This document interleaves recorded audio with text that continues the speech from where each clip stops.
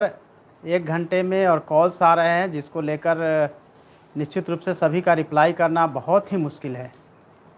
और जब इतनी मुश्किलात है तो मैंने सोचा कि 1 घंटे का समय देकर मैं आप लोगों के जो इश्यूज है उसको यूट्यूब लाइव के माध्यम से सॉल्व कर सकूं, क्योंकि इतने सारे क्वेश्चंस और इतने सारे मैसेजेज आते हैं व्हाट्सएप पे। अगर 1 घंटे में देखा जाए तो कम से कम 1500 से 1700 मैसेज आता है जिसको पढ़ना बहुत ही मुश्किल है। ऑफिस का समय और इसमें से फिर से सभी काम को करते हुए रिस्पॉन्ड करना बहुत ही मुश्किल है। दूसरी बात है कि एक ही नेचर के सभी के क्वेश्चंस होते हैं, उसके लिए भी बहुत समस्या होती है कि उसका निदान कैसे किया जाए। जैसे आप देखेंगे कि कोई भी डिस्ट्रिक्ट से अगर आने लगते हैं मैसेज तो सभी के सभी सेम मैसेज करना शुरू करते हैं और सेम मैसेज ऐसे होने लगते हैं कि उसका जवाब देना बहुत मुश्किल हो जाता है। इसीलिए हमने डिसाइड किया है कि जहाँ तक संभव हो सके हम हर दिन अभ्यर्थियों का यूथ के जो प्रॉब्लम्स है उस इश्यू को सॉल्व करेंगे। हालांकि यूट्यूब चैनल का मुख्य उद्देश्य था कि हम जो कॉम्पिटिटिव एग्ज़ाम की तैयारी कर रहे हैं उनको मदद पहुंचाए, उनको सही डायरेक्शन में दिशा दिखाएं कि किस तरह से वो अपनी प्रिपरेशन को जारी रख सकते हैं। लेकिन ऐसे समय में जबकि बिहार के सभी यूथ शिक्षक नियुक्ति को लेकर परेशान है या शिक्षक नियुक्ति को के लिए उन्होंने वो एप्लीकेशन दिया है, एस्पिरेंट है, ऐसे में उनको भी रिस्पॉन्ड करना हमारी जवाबदेही बनती है। और चूँकि अब ऑफिशियल कैपेसिटी में भी हमें बहुत सारी बातों को सभी एस्पिरेंट्स तक पहुंचाना होता है, इसीलिए मैं आज फिर से लाइव बहुत शॉर्ट नोटिस में आया हूं ताकि आपके जो प्रॉब्लम्स हैं, क्वेश्चंस हैं, उसको सॉल्व किया जा सके। क्योंकि अब कोई माध्यम नहीं है जिसके माध्यम से हम सभी एस्पिरेंट्स तक पहुंच सके, क्योंकि आपकी संख्या लाखों में है और लाखों एस्पिरेंट्स तक पहुंचने के लिए ज़रूरी है कि हम अपनी बातों को कोई ना कोई माध्यम से आप तक पहुँचाएँ। ऑफिस के बाहर भी या फिर भवन के बाहर भी इतनी भीड़ होती है जिनकी अपनी अपनी समस्या होती है, या समस्या के बजाय वो बहुत सारी क्लैरिटी चाहते हैं। 99% जो हमारे पास एसएमएस मैसेज और कॉल आते हैं उसमें उनके डाउट्स होते हैं, उनका कोई कंप्लेन नहीं होता है, क्योंकि नियोजन इतनी पारदर्शिता के साथ हो रही है कि किसी को कोई समस्या नहीं है। उनकी केवल डाउट्स होती है, जो डाउट्स को क्लियर करना हमारा एक फ़र्ज़ है।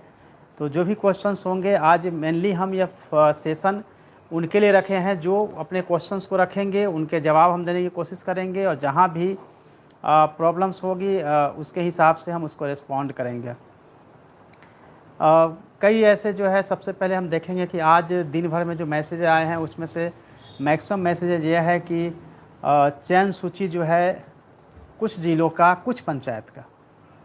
जब देखेंगे कि दरभंगा के कुछ पंचायत, वैशाली के कुछ पंचायत, सिवान के कुछ पंचायत, जहाँ के अभी final channel list merit list नहीं आ पाया है, आज रात के 12 बजे तक का समय दिया गया है कि सभी चयन सूची जो है वो अपलोड कर दिया जाए। और साथ ही जो फाइनल मेरिट लिस्ट है सेकेंड राउंड के लिए, उसके लिए भी आज रात का समय दिया गया है। आई होप कि कल तक जो है आप सबको दिखने लगेगा। जितने भी बचे हुए हैं, मैक्सिमम जो है वो 90% से ज़्यादा मेरिट लिस्ट आ चुके हैं, जो बचे हुए हैं वो भी आप लोगों को दिखना शुरू हो जाएगा। कंट्रोल रूम जो है वो हर डिस्ट्रिक्ट का वो फंक्शनल है। अगर आपके पास नहीं है नंबर तो वो भी हम आपको बता देंगे कि किस नंबर पे आप कांटेक्ट कर पाएंगे, कि किस नंबर से आपको किसी भी ज़िले का या स्टेट का, आप सबको पता है कि स्टेट का कंट्रोल रूम नंबर क्या है। मैंने पहले भी पिछले भी सेशन में रिपीट किया था, 2215181। सो आप सबको पता है। और 0612 कोड है, 2215-181। तो इसके अलावा हर डिस्ट्रिक्ट का अपना कंट्रोल रूम नंबर है, जो कि हम आपको कल बता पाएंगे कि कौन किस डिस्ट्रिक्ट के क्या कंट्रोल रूम नंबर है। 2-3 चीज़ें जो है मैं ख़ास तौर से आपको बताना चाहता हूं। जो आप सब जानते हैं कि जो इंटरमीडिएट के आधार पे शिक्षक नियुक्ति में आए हैं उनको मिनिमम 50% मार्क्स होना ज़रूरी है। इसमें कहीं से भी कैटेगरी के लिए ओबीसी एससी एसटी के लिए 45% नहीं किया गया है। आप इसको लिए रेफ़र कर सकते हैं नियमावली 2012 की, शिक्षक नियोजन नियमावली 2012 की आप रेफ़र कर सकते हैं, जिसमें 50% मार्क्स होना ज़रूरी है। कई कैंडिडेट्स ने, अभी भी मैं देख रहा था मैसेज कि उन्होंने लिखा है कि डीएलएड करने के लिए एससी एसटी ओबीसी महिलाओं को 45% मार्क्स दिया गया है। इतना ही नहीं, एनसीटी ने भी उसको मान्यता दिया है। तो वो उसका यह रिप्लाई है कि चूँकि एडमिशन के लिए यह मान्यता दिया गया है तो ज़रूरी नहीं है कि नियोजन की जो यहाँ शर्त है उसको भी उसमें ढिलाई की जा सकती है या कम किया जा सकता है। सो आप समझ गए होंगे कि इसके लिए जो मिनिमम 50% है। हाँ, रही बात नेक्स्ट फेज में क्या होगा, क्या होना चाहिए, यह डिसीजन सरकार द्वारा, विभाग द्वारा किया जाएगा कितना % होना चाहिए। अभी तक जो नियमावली है 2012 की उसमें 50% है, लेकिन जिनका 50% कम है, आप सब जानते हैं कि इसके लिए ग्रेजुएशन के आधार पे, ग्रेजुएशन करने के बाद, स्नातक करने के बाद अगर उसके आधार पे आप लोगों ने शैक्षणिक प्रमाण पत्र प्राप्त किया है, डीएलएड हो या बीएड हो, तो आप इसके लिए एलिजिबल है, भले आपका परसेंटेज कम हो इंटरमीडिएट में। आई होप कि आप समझ गए होंगे। बहुत सारे सर्टिफिकेट को लेकर मैक्सिमम जो एस्पिरेंट्स हैं उनकी समस्या सर्टिफिकेट को लेकर। बहुत सारे डीएलएड जो किए गए हैं, 13-15 के सेशन है या कई सेशन है जिसमें कि डीएलएड ओडीएल हुए हैं, बिहार विद्यालय परीक्षा समिति द्वारा की गई है, जिसमें कि प्रोविजनल सर्टिफिकेट इशूज नहीं हुए हैं। तो उसके लिए विस्तृत गाइडलाइन दिया गया है और सभी जिला शिक्षा पदाधिकारी को इस पर निर्देशित किया गया है कि उनके मार्कशीट ही मान्य होंगे, इसके लिए आप प्रोविजनल या ओरिजिनल सर्टिफिकेट की मांग नहीं करेंगे। इस बारे में कल हम एक लेटर निकाल के भी बताएंगे कि उसमें एक रिटर्न में भी चला जाएगा कि इसके लिए ज़रूरी नहीं है, आपको मार्कशीट ही मान्य होगा। अभी भी बहुत सारे कैंडिडेट से लिख रहे हैं कि 60% तो सीटेट में था, हमारा तो 55 ही है, कैटेगरी में है, महिला हैं, तो फिर हमारा सर्टिफिकेट जो है वो कैसे आएगा। मैंने पहले ही बोला था 60 से नीचे का स्टेट को यह रिलैक्सेशन करने का पावर था, जिसके तहत रिलैक्स किया गया था।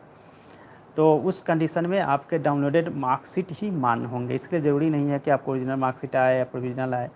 तो वो भी आप जानते हैं कि इस बारे में निर्देश जो है दिया जा चुका था। कुछ क्वेश्चन जो है आपके अभी जितनी जल्दी हो आप लोग टाइप कर दीजिए, जो क्वेश्चंस हैं वो मैं देख लूँ। चकाई के बारे में मैंने कई बार बोला है और आज दिन भर एस्पिरेंट्स जो है परेशान रहे हैं बहुत सारे। जहाँ पर रिजर्वेशन पॉलिसी का उल्लंघन हुआ हो या जहाँ पे शिकायतें आई थी, उन्हीं पंचायतों को समीक्षा के बाद जो है कल, आज निर्णय लिया जा रहा था, कल तक जो है इसमें निर्णय आ जाएगा जहाँ पे रद्द किया जाएगा।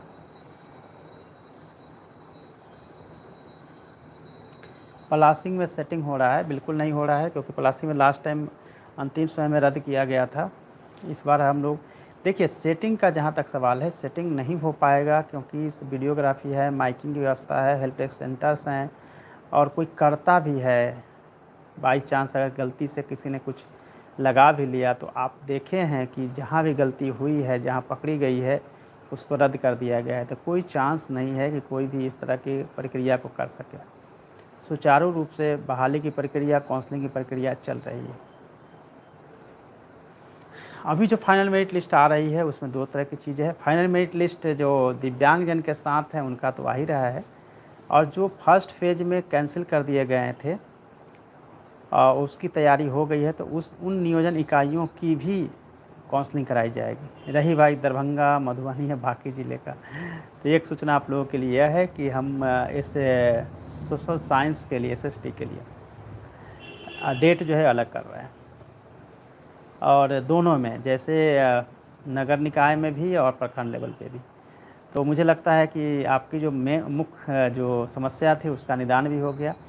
जो बड़े ज़िले हैं जिसमें प्रखंड बहुत ज़्यादा है, जो एक साथ एक जगह नहीं हो सकता है, तो यह रखा गया है कि उसमें से हाफ और उससे थोड़े अधिक जो है ब्लॉक कवर किया जाएगा। सही ब्लॉक को कवर नहीं किया जाएगा, कुछ ब्लॉक को रखा जाएगा। जो कि थर्ड राउंड हम लोगों का आएगा, उसमें हम लोग उसको कवर करेंगे, ताकि सभी को अपॉर्चुनिटी भी मिले और सभी को का चयन भी जो है हो सके। तो कैंडिडेट्स के हिसाब से सब कुछ जो है वो तय किया गया है। कल इस बारे में जो है अधिसूचना आप लोगों को मिल जाएगी सेकेंड हाफ में, तो परेशान मत होइए। गैप भी रखा गया है, और चूँकि एक काउंसलिंग के बाद सर्टिफिकेट को अपलोड भी करना पड़ता है, ताकि पूरी जो है पारदर्शिता बनी रहे, इसलिए थोड़ी गैप रख के उसको पूरा किया गया है। और पहले की तरह इस बार भी पूरी वीडियोग्राफी होगी, माइकिंग होगी, और जो थोड़ी बहुत कमी रही है फर्स्ट राउंड में उसको सेकेंड राउंड में नहीं होने दिया जाएगा। तो सेकेंड राउंड और भी कम्प्लीटली जो है वो डिफरेंस और बेटर, और जो एक्सपीरियंस रहा फर्स्ट राउंड से सेकेंड राउंड में और भी, तो उसकी सख्ती जो है आप लोगों को देखने को मिलेगी। एफआईआर जो है वो आप सब जानते हैं बड़ी संख्या में हुई है, और फर्जी भी पकड़े गए हैं, बाद में भी फर्जी पकड़े गए हैं, उनको भी जो है कैंसिल किया गया, उनको हटाया गया। तो बस हर लेवल पे विभाग की कोशिश रही है कि कोई भी गड़बड़ी या गलती ना चले। बाकी आप जहाँ बताएंगे।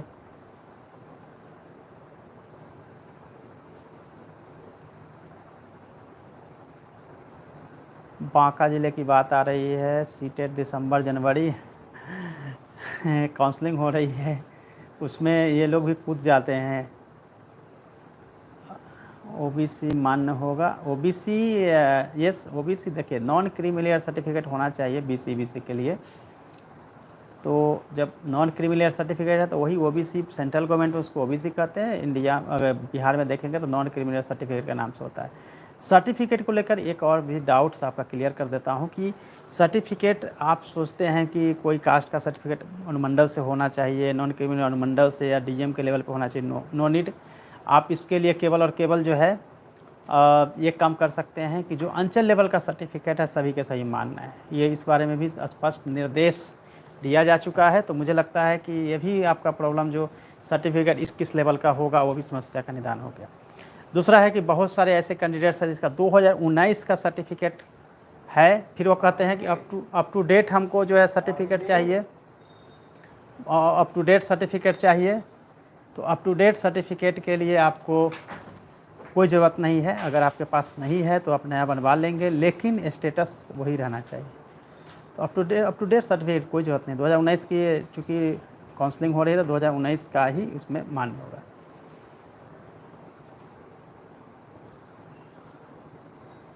आलोक ने पूछा है क्वेश्चन, उसका भी यही जवाब है कि नई रिक्ति को जोते हुए 7वें चरण बिल्कुल नई रिक्ति को उसमें ऐड किया जाएगा। दिव्यांग आरक्षण संबंधित सेंट्रलाइज लेटर जारी किया जाए। देखिए अब आपका लगभग जो है 30% काउंसलिंग हो गई है, उसमें अब नई चीज़ें जो है उसमें नहीं किया जा सकता। जाति छोड़ दिया गया, क्या करें सर।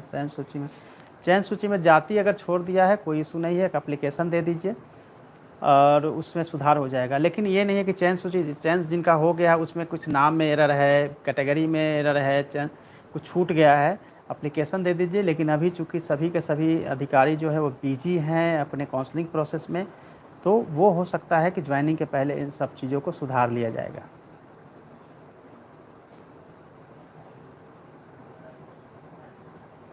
नाम बोलने की प्रक्रिया 3 बार हो तो कैसे बोली जाएगी? 1 से लेकर पहले बुला लिया जाएगा 1 से 50, उसके बाद 1 2 3 4 जो होगा उस नाम से बोलते जाएंगे। कौन कौन यहाँ पे अवेलेबल है उसके सीरियल वाइज उनको बुलाया जाएगा।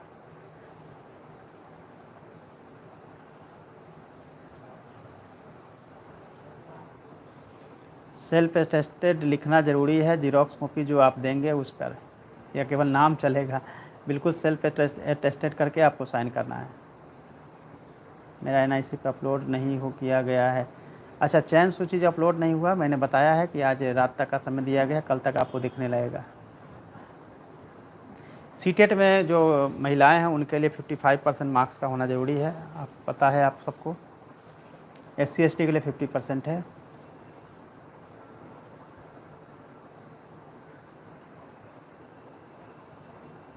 वैशाली में मेरिट कब आए? अच्छा, वैशाली का भी जो है वो दिखेगा, क्योंकि निर्देशित तो आज रात तक का ही किया गया है। अब कितना भी लेट होगा कल तक आपको सभी जो है मेरिट लिस्ट या चयन सूची आपको दिखने लगेगा।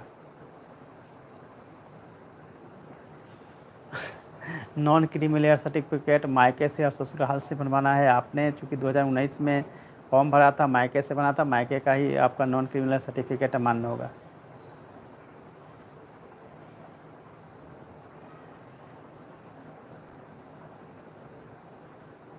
स्टेट का अपडेट जो है वो बाद में दिया जा सकता है। जहाँ रद्द किया गया है वो न्यूज़पेपर के माध्यम से भी आपको पता चला है और NIC पे भी अपलोड किया गया है। आप लोगों ने सुझाव दिया है कि नगर सभी, प्रखंड सभी एक विषय में कम से कम 4-5 ब्लॉक एक जगह। देखिए भीड़ भाड़ को देखते हुए आपका ब्लॉक जो है वो भीड़ भाड़ को देखते हुए एक जगह करने पर समस्या और बढ़ेगी। आसपास रखा गया है 500 मीटर 1 किलोमीटर के अंदर के एरिया में, ताकि आप मूव कर सकें। लेकिन ये नहीं है, हो सकता है कि एक ही जगह जो है वो सब कुछ कर दिया जाएगा और एक जगह मूव करेंगे, आप कुछ सुनेंगे नहीं कोलाहल में, तो एक समस्या आपके सामने पड़ी की पड़ी रहेगी।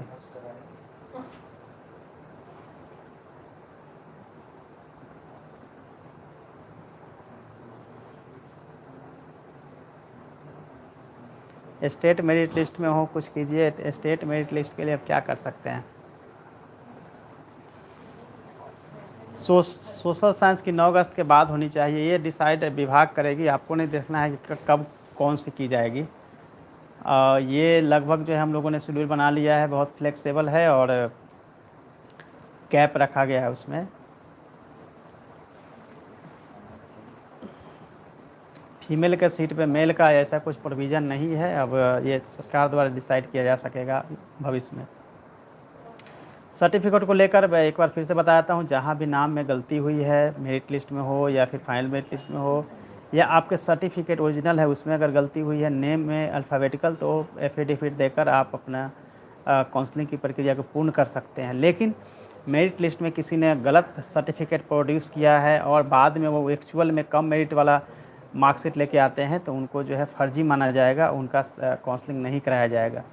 कई जगह से शिकायत आई थी कि ऐसा भी हुआ है कि 80% पे किया गया, बाद में जो है ओरिजिनल सर्टिफिकेट लेकर उन लोगों ने काउंसलिंग करवाया। ऐसा नहीं हो पाएगा, क्योंकि जब पुकारा जा रहा है और कहीं से भी कुछ भी अगर लगेगा कि अनियमितता की गई है, तो कोई भी नहीं बच पाएगा। और हम लोगों ने पंचायत सचिव पे भी FIR, नियोजन इकाई पे भी FIR का ऑर्डर दे रखा है। अब जिनका सिलेक्शन हो गया है वो भी परेशान है कि अब ज्वाइनिंग कब मिलेगी। ये पहले सेकेंड राउंड और थर्ड राउंड भी जब पूरा हो जाएगा काउंसलिंग, फिर सर्टिफिकेट चेक होने के बाद, बार बार मैंने कहा है, सर्टिफिकेट चेक होने के बाद आपका एक बार सिलेक्शन हो चुका है, अब ज्वाइनिंग लेटर ही मिलना है, जिसको नियोजन पत्र कहते हैं। बट ये अभी आपको जानना बहुत ज़रूरी है कि नियोजन पत्र आपको मिल जाएगा समय से, इसमें कोई दिक्कत नहीं आएगी कि नियोजन पत्र में आपको दिक्कत हो रही है। वैसे भी कोई भी रिजल्ट आता है तो 2-3 महीने तो लग ही जाते हैं, उसके बाद ही ज्वाइनिंग लेटर आती है। अच्छा, कई जगहों से आ रहा है कि पंचायत से नाम हटा दिया है, तो इस बारे में भी हमने पहले भी बताया था और इस आधार पे लगभग हमने 400 ऐसे पंचायत थे जहाँ पे काउंसलिंग को रद्द किया गया था, क्योंकि और वहाँ पे नाम जो हटा दिया गया था, रिसिप्ट कैंडिडेट के पास था, तो वो भी कंप्लेन को गंभीरता से लिया जाएगा। कई जगह हम लोगों ने नाम भी ऐड करवाए हैं जहाँ पे भी नाम उनका होना चाहिए था, नाम हटा दिया था कि गलत मंशा से नियोजन इकाई ने पंचायत लेवल पे इसमें देखा गया है गड़बड़ी हुई है, तो उसका नाम भी जुड़वाया जा रहा है। तो ये इंश्योर करवाया जा रहा है। प्रोविजनल में फाइनल मेरिट लिस्ट में नहीं है, बिल्कुल आप आपत्ति दिए होंगे और आपत्ति देकर उसको ठीक करवाइए। फिर भी कोई शिकायत आती है मेरे चैट बॉक्स में या फिर कंट्रोल रूम जो मैंने बताया था 2215-181 पर आप अपना कंप्लेन देकर आप रजिस्टर्ड करवा सकते हैं। थर्ड राउंड की मैं बात कर रहा हूँ। थर्ड राउंड जो है वो 3rd week of August, 3rd week 4th week में हम लोग स्टार्ट कर देंगे। पहले हम लोग सेकेंड राउंड में जा रहे हैं, थर्ड राउंड जो है इसी मंथ में अगस्त महीने में थर्ड राउंड होगी।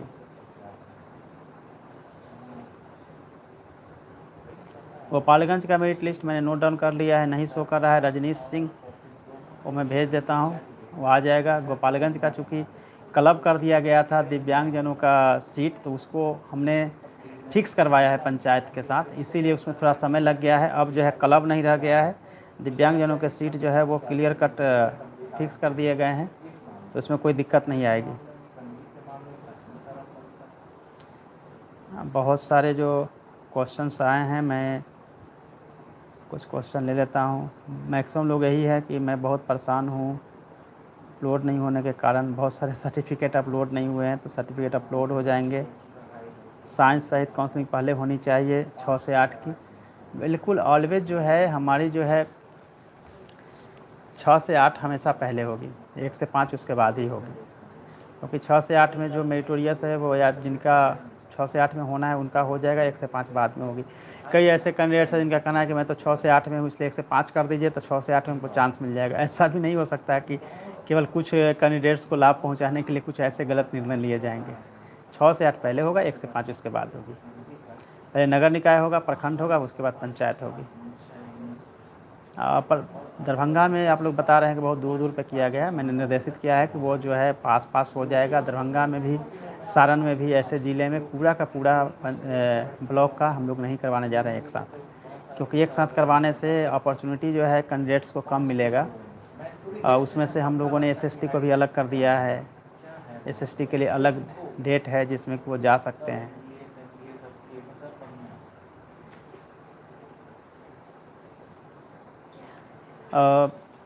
बीपीएससी का ये एग्ज़ाम है और यूपीएससी का भी एग्ज़ाम है अगस्त फर्स्ट वीक में, उसका भी ध्यान रखा गया है।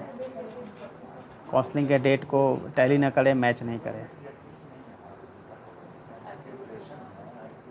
1 से 5 की काउंसलिंग 2 दिन, चूँकि नगर निकाय के लिए 1 से 5 अलग है, प्रखंड के लिए 1 से 5 अलग है और फिर पंचायत के 1 से 5, तो 1 से 5 के लिए 3 दिन मिलता है। ऐसा नहीं है कि केवल एक अलग अलग दिन किया जाए। पहले समस्या थी कि आप 1 से 5, 6 से 8, तो 6 से 8, 1 से 5 अलग अलग कर दिया गया, नगर निकाय का भी, प्रखंड का भी। तो ये आपकी समस्या लग रही होगी कि दोनों जो है वो एक साथ कर दिया गया है, तो एक साथ नहीं है, उसको भी हम लोग अलग अलग कर रहे हैं। बीएड का प्रोविजनल डिग्री नहीं है, कोई बात नहीं है, आपको अपना मार्कशीट का होना बहुत ज़रूरी है। ये रिलैक्स किया गया। 15 अगस्त तक नियुक्ति पत्र सर्टिफिकेट चेक होने के बाद ही मिल पाएगी। महिला कैंडिडेट को पहले बुलाया जाए, नहीं संभव है, क्योंकि वो जो है अपने रिजर्वेशन के लिस्ट पे चले जाएगी।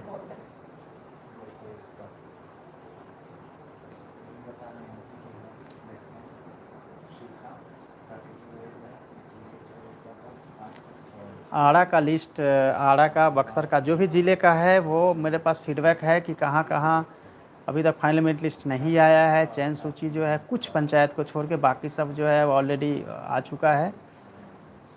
डॉक्यूमेंट चेक होते हैं, ज्वाइनिंग करवा के डॉक्यूमेंट चेक होते हैं, लेकिन बिहार में फर्जीवाड़ा ज़्यादा होते हैं, इसीलिए डॉक्यूमेंट चेक करवा के ज्वाइनिंग होगा। और ये जो डिमांड करते हैं ज्वाइनिंग करा के सर्टिफिकेट चेक करने वाले, सब फर्जी स्टूडेंट मुझे लगते हैं।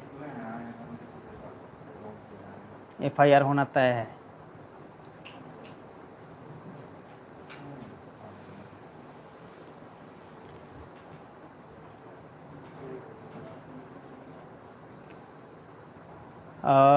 जहाँ भी डेट का पूछ रहे हैं, डेट आपको कल बता दिया जाएगा। 1 से 5 का प्लीज़ हिंदी का 2 बार काउंसलिंग बुलाया जाए। अलग अलग डेट में आप लोग काउंसलिंग का बता रहे हैं, और चूँकि जितना भी है आप चैट बॉक्स में लिख दीजिए, क्योंकि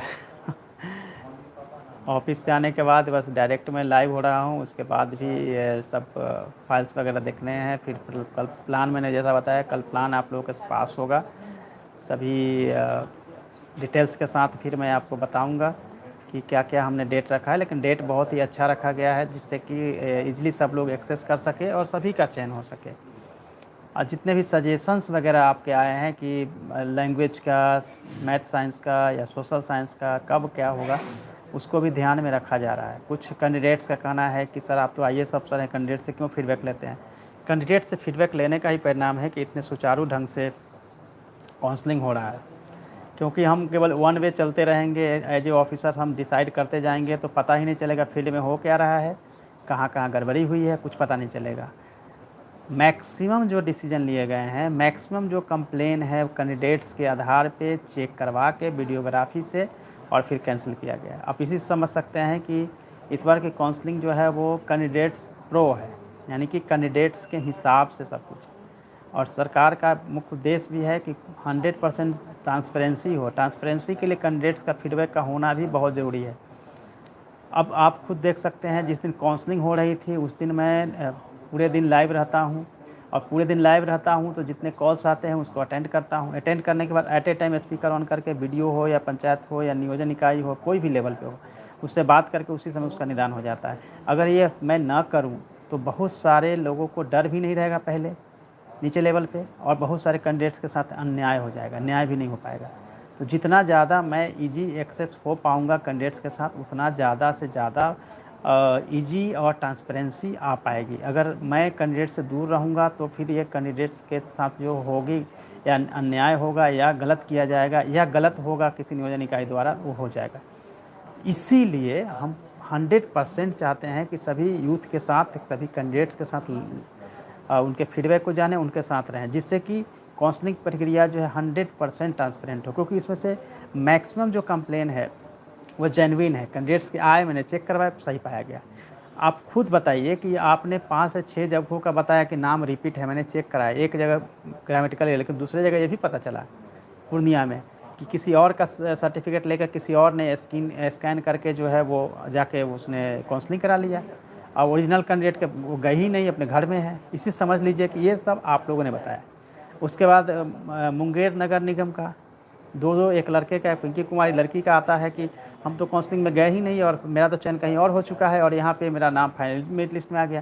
तो इस तरह की जो गड़बड़ियाँ हैं कैंडिडेट्स के फीडबैक से ही पता चलता है। बरहारा में भी ऐसा हुआ, कई जगह हुआ जहाँ पे, और मेरिट लिस्ट आप लोग पूरा का पूरा 16,000 का मेरिट लिस्ट देख लें, चयन सूची देखते हैं, उसमें से निकालते हैं कि ये यहाँ गड़बड़ है, मेरा ऐसा हुआ था, ऐसा हो गया, तो वो कैंडिडेट बताता है। अदरवाइज अगर हम इसको पब्लिक डोमेन में नहीं रखते, अगर नियोजन इकाई के पास ही छोड़ देते, तो निश्चित रूप से गड़बड़ ही होना है।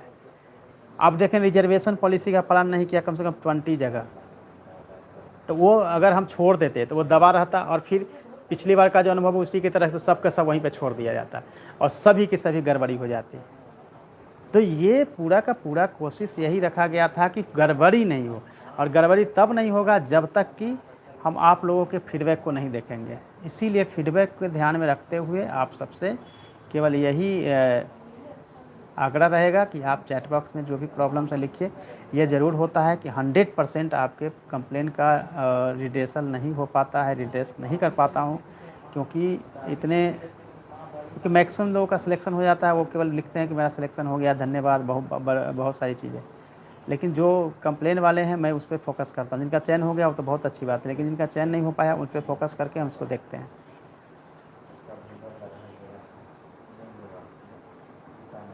दिव्यांग हूँ, 1 से 5 में उर्दू पे हूँ, समान सीट पे, बिल्कुल।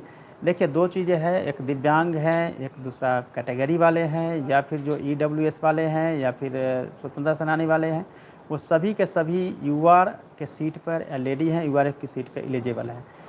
एक कैंडिडेट का है कि EWS-F हैं, और उनको जो है क्या URF पे जा सकते हैं, URF पे भी जा सकते हैं, UR पे भी जा सकते हैं। वो जो भी कैटेगरी में नीचे है, जिनका मेरिट अगर उस UR के बराबर है, तो आप वहाँ के लिए एलिजिबल हैं। कभी ये नहीं कह सकते हैं कि आप कि आप उसके लिए एलिजिबल हैं। हर आदमी जो है URF के लिए एलिजिबल है। जो लेडी है वो URF के लिए, और बाकी लेडी भी और दूसरे जो है UR के सीट पे जा सकते हैं। उसी तरीके से दिव्यांग जन के लिए भी यही है कि दिव्यांग के जन के लिए जहाँ सीट फिक्स किया गया है, वहाँ पे पहले वो जाएंगे, उनके कैटेगरी में सबसे अधिक नंबर होना चाहिए। उस कैटेगरी में, जिस भी कैटेगरी में जाएंगे, उस कैटेगरी का सीट उनके लिए रिजर्व हो जाएगा उनके सिलेक्शन के बाद। तो ये जो है, मैंने पहले भी कहा था कि रिजर्वेशन के अंदर रिजर्वेशन नहीं होगा, लेकिन ऐसा है रिजर्वेशन के अंदर, यानी कि जो दिव्यांग है, दिव्यांग बन के फिर उस सीट को जो है जिस कैटेगरी से वो आएंगे उस कैटेगरी में फिक्स हो जाएंगे। तो आई होप कि आप लोग समझ गए होंगे इस बारे में। स्वतंत्रता सेनानी में भी इसी तरह से नाती पोता पोती के लिए जो है, नाती नती पोता पोती के लिए स्वतंत्रता सेनानी है, उनके लिए भी जो सीट जो रिजर्व हैं, वहाँ भी यही है कि उनको कैटेगरी का होना चाहिए, तभी वहाँ पे वो अपनी काउंसलिंग के लिए जाए। लेकिन कई बार होता है कि हम गए हैं और बोल रहे हैं कि SC के लिए, SC या ST के स्वतंत्रता सेनानी या दिव्यांग के लिए है। पहले डिसाइड नहीं हो सकता है कि वो किसके लिए है, लेकिन चूंकि वहाँ पे जनरल का सीट नहीं होगा, BC का सीट नहीं होगा, SC का सीट होगा, और फिर वहाँ पे स्वतंत्रता सेनानी के लिए या दिव्यांगजन के लिए रिजर्व किया गया, तो समझ लीजिएगा कि वहाँ पे SC जो हैं उन्हीं को जाना चाहिए, दूसरा नहीं जाएगा। दूसरा जाएंगे तो फिर उनको जो है परेशानी शुरू हो जाएगी।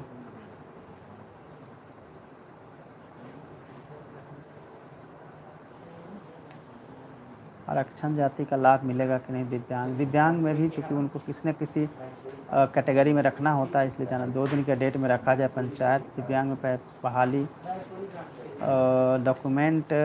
डॉक्यूमेंट के बारे में क्या इशूज है? दरभंगा के बहेरी में क्या प्रॉब्लम है, ज़रा क्लियर लिख दीजिए। सीधे दिसंबर जनवरी वाले के लिए मैंने पहले ही बता रखा है। काउंसलिंग का डेट का भी सजेशन आप लोगों ने दे रखा है, उसको मैं देख लूँगा कि क्या सजेशन आपने, डेट के साथ भी आप लोगों का सजेशन आ चुका है।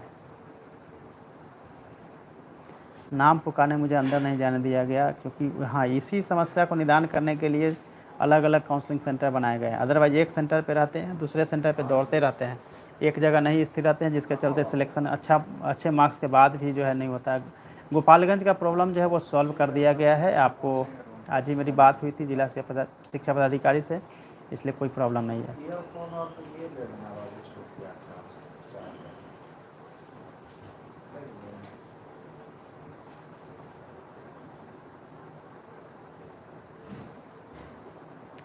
नेक्स्ट 5 मिनट में जो भी आपके इशूज है आप फ्लैग कर दीजिए।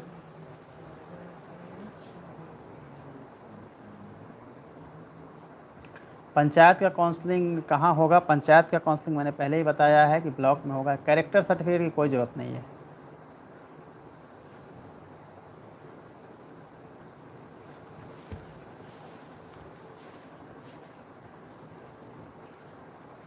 आप पूछ रहे हैं सिवान ज़िले में किस किस पंचायत का काउंसलिंग हो रहा है, तो आप सबको पता है लगभग जो है वो कल तक 44 पंचायत का रेडी हो चुका था। मेरिट लिस्ट जो है वो NIC पे था। तो ये एक एक पंचायत का नाम मैं कैसे ले पाऊँगा जब इस सेकेंड राउंड में भी लगभग जो है वो 4000 पंचायत का होगा, तो सबका नाम लेना यहाँ से मुश्किल है। आप NIC पे आपको देखना पड़ेगा। फाइन आर्ट्स स्टेट का प्रक्रिया कब शुरू होगा? बस इसके बाद होगा। 7वां चरण का बता चुका हूँ, यही मैं बता रहा हूँ, इसके बाद आएगा। अच्छा, 1 से 5 का 2 से 3 दिन होना चाहिए। देखिए, दिन आपको ज़्यादा मिलने से स्टूडेंट तो एक ही जगह जाने वाले हैं सबके सब। भाषा विषय के लिए क्लियर जो है ऑलरेडी किया जा चुका है। 2012 की नियमावली और अमरजीत सिन्हा सर की जो लेटर निकली थी, उस लाइट में आप सब जानते हैं कि भाषा के लिए आपने टेट में जो भाषा लिया है उसकी अनिवार्यता नहीं रखी गई। 2 लैंग्वेज वहाँ लेना था। भाषा के लिए जो आपका पेपर है, या तो ऑनर्स या सब्सिडी पेपर में भाषा अगर रहा है, उस भाषा में भी आप काउंसलिंग अपना, या आपने आवेदन दिया हो उसमें करा सकते हैं।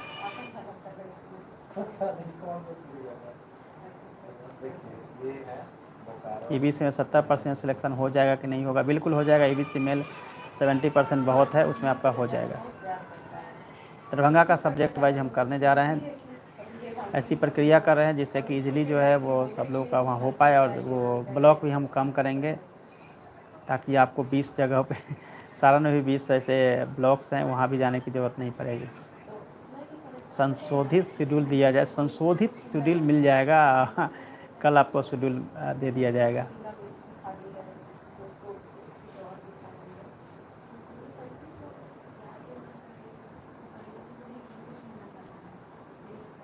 गोपालगंज बखरी का प्रॉब्लम सॉल्व किया जाए। गोपालगंज बखरी का क्या प्रॉब्लम है? चकाई का मैंने बता दिया, जहाँ गड़बड़ी 2-3 पंचायत में आई है उसी का कैंसिल होगा, सबका नहीं होगा।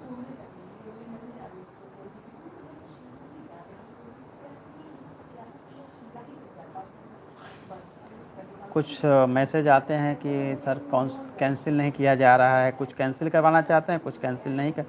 ऐसा नहीं है, जहाँ गड़बड़ी होगी वहीं पे हम लोग उसको करेंगे। चयन सूची जो है वो जारी। कई लोगों ने कहा है कि अगस्त में क्या हमको नियुक्ति पत्र मिल जाएगी? ज्वाइनिंग लेटर जो है वो सर्टिफिकेट चेक होने के बाद ही मिलेगी।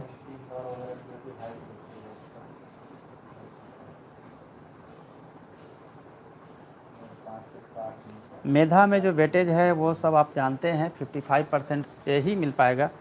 ऐसा नहीं होगा कि 50 पे या 54.99 भी होगा तो नहीं मिलेगा। 55 होना ही चाहिए। 55 से 70 में 2 वेटेज है, 70 से 80 में 4 है। और 80 से 90 में 6 है, और उसके बाद 90 से ऊपर 10 वेटेज है। वेटेज भी आप लोग जानते हैं और मुझसे पूछ रहे हैं कि वेटेज कहाँ कितना मिल रहा है। मुझे 6 का मतलब आई डोंट नो क्या आपने लिखा है। 2019 का जो नॉन क्रिमिनल सर्टिफिकेट है चलेगा, आपने पूछा। AWS भी 2019 का चलेगा। एक कैंडिडेट का क्वेश्चन आ रहा है कि उस समय हमने नहीं दिया था AWS, अब हम बनवा लिए हैं, नहीं चलेगा। 2019 में आपने आवेदन किया था, उसके साथ जो आप भरा था या उस समय सर्टिफिकेट दिया था वो होना चाहिए। वो होना चाहिए मतलब वो सर्टिफिकेट ना खो गया हो, it's okay, no problem, but उस समय आपने दिया था या नहीं दिया था, क्योंकि उसमें लगा रहेगा जीरोक्स कॉपी। AWS ने भरा था तभी मिलेगा AWS का लाभ, अदरवाइज नहीं मिलेगा। ये दूसरे कैटेगरी के लिए भी वही है। 2019 में आपने सर्टिफिकेट दिया है तभी हो पाएगा। कहीं भी आपसे कैरेक्टर सर्टिफिकेट, एडमिट कार्ड, ये सब नहीं मांगा जाएगा। ये क्लियर कट मना किया गया। क्या सर्टिफिकेट मांगा जाएगा? 3 तारीख को जो हमारी लेटर डिटेल्स निकली थी उसमें लिखा गया है, बस उतना ही मांगा जाएगा।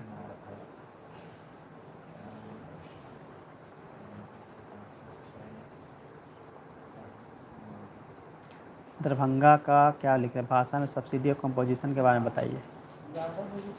सब्सिडी के बारे में बता चुका हूँ, ऑनर्स के बारे में बता चुका हूँ।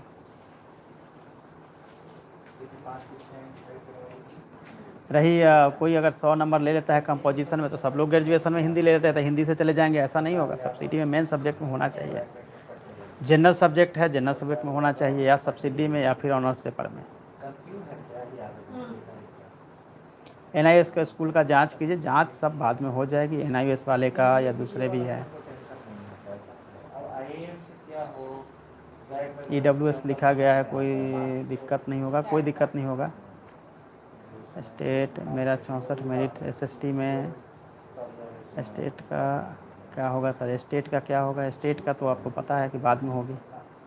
सर्टिफिकेट को लेकर OBC हो, कोई भी सर्टिफिकेट हो, डोमिसाइल हो, जो भी सर्टिफिकेट हो, सभी सर्टिफिकेट का एक ही उसमें है कि सर्टिफिकेट जो है वो अप टू डेट नहीं हो। 2019 का भी है तो चलेगा, कोई भी सर्टिफिकेट, और आपके उस समय का नहीं है, नया भी है तो भी है। EWS किसी का 19 का है, 20 का है, 21 का है, किसी ने कहा कि आप इसको लिख के बोल दीजिए। अरे मैं ऐसे ही बता रहा हूँ कि 3 साल के सर्टिफिकेट आप लेके जा सकते, 3 साल में बना के रखा है। तो जनरली होता है कि 1 साल के बाद फाइनेंशियल ईयर में समाप्त हो जाता है, लेकिन इसमें यह है कि फाइनेंशियल ईयर में समाप्त हो जाता है तो चूँकि 2019 की बहाली है, उसमें सर्टिफिकेट दिया वो भी मान्य होगा। अब जैसे non criminal certificate, non criminal certificate चूँकि उसमें मांगा नहीं था पंचायत नियोजन इकाइयों ने या फिर किसी नियोजन इकाई ने, तो हमने कहा था कि जाति आवासीय के आधार पर ही आपका हो जाएगा। और आज चूँकि इतना समय मिल गया तो आप लोग बना लिए होंगे, फिर भी नहीं बनवा पाए होंगे, कोई दिक्कत नहीं है। जाति आवासीय के आधार पर उस समय आप मूल आवेदन वही लगाए थे तो उसके आधार पर चलेगा। लेकिन अगर NCL बना लिए नॉन क्रिमिनल सर्टिफिकेट तो उसको लेते जाइएगा, उसको सबमिट कर दीजिएगा। EWS में पति का नाम चल सकता है। क्योंकि आप शादी करके आ गए हैं तो आप तो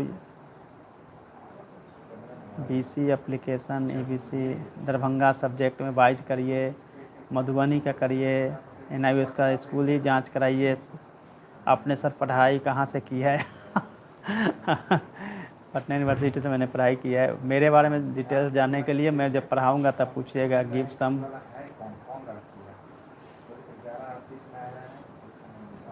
आपका जो क्वेश्चंस वगैरह है वो पूछ लीजिए, बाकी मैं जब पढ़ाने आऊँगा फिर मैं बाकी बातें बताऊँगा। चक सिकंदर से हैं, ध्यान दीजिए। बिल्कुल, चक सिकंदर से हो, देसरी से हो, सब पे ध्यान है, पूरे बिहार पे ध्यान है।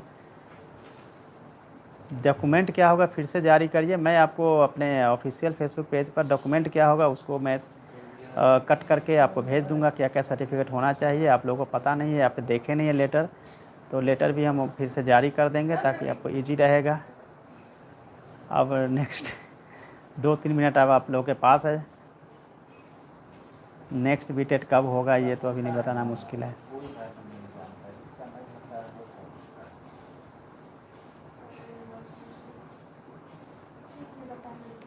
कल शेड्यूल जारी कर दिया जाएगा और शेड्यूल के साथ मैं कल लाइव आके आपको जो डाउट्स आज चैट बॉक्स में है आप लोग लिख दीजिए, तो वो भी हम देख लेंगे। जो शिकायत है, कंप्लेन है, उसको भी हम लोग वीडियोग्राफी से चेक करा लेंगे। और जो भी आपको ट्रांसफ़र होगा या नहीं, कब होगा, प्लीज़ किसका ट्रांसफ़र 3 साल के बाद टीचरों का हो जाएगा, आप सब पता है। ट्रांसफ़र सभी ट्रांसफरेबल जॉब है, इसलिए जहाँ भी आपको अपॉर्चुनिटी मिले वहाँ पे ज्वाइन कर लीजिए।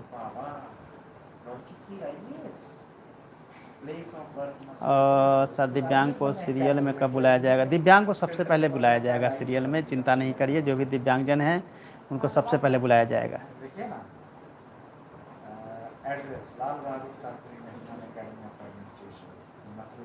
लेटर कब मिलेगा? कल जो रिवाइज शेड्यूल है कल आपको मिल जाएगा।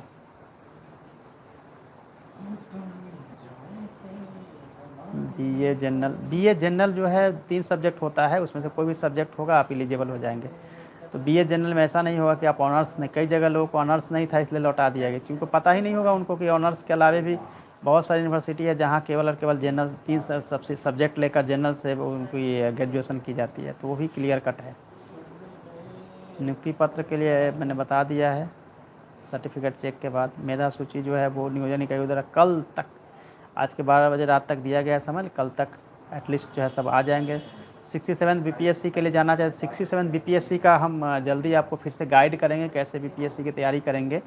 और जब हम बीपीएससी तैयारी करवाएंगे तो फिर शिक्षक अभ्यर्थियों से अनुरोध होगा कि अब शिक्षक के बजाय आप अपनी तैयारी के बारे में पूछताछ करेंगे। अब यह सेशन पूरी तरह से शिक्षक नियुक्ति के बारे में, बिहार शिक्षक नियुक्ति के बारे में, इसलिए फीस केवल क्या मैं बात कर रहा हूँ अभी शिक्षक नियुक्ति के बारे में।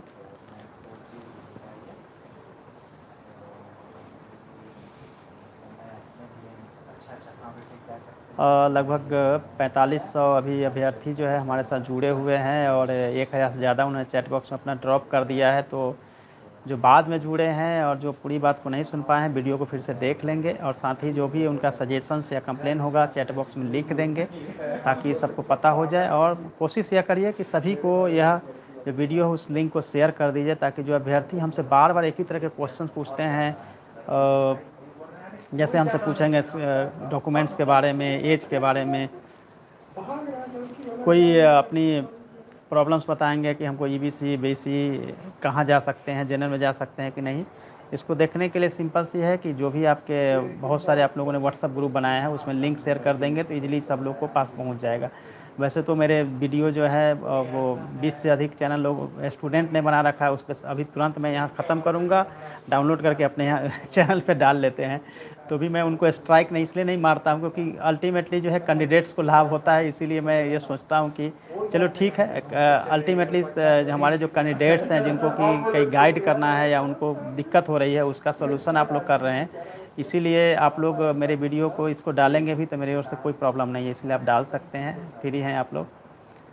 और उसी पर नज़र बनाए रखें। राहुल भी आ गए हैं, बहुत सारे हैं। तो समय बहुत कम है, इसीलिए मैं अब आज के लिए इतना ही और कल मैं फिर पूरे शेड्यूल के साथ आऊँगा। तब तक के लिए good night, thank you and all the best.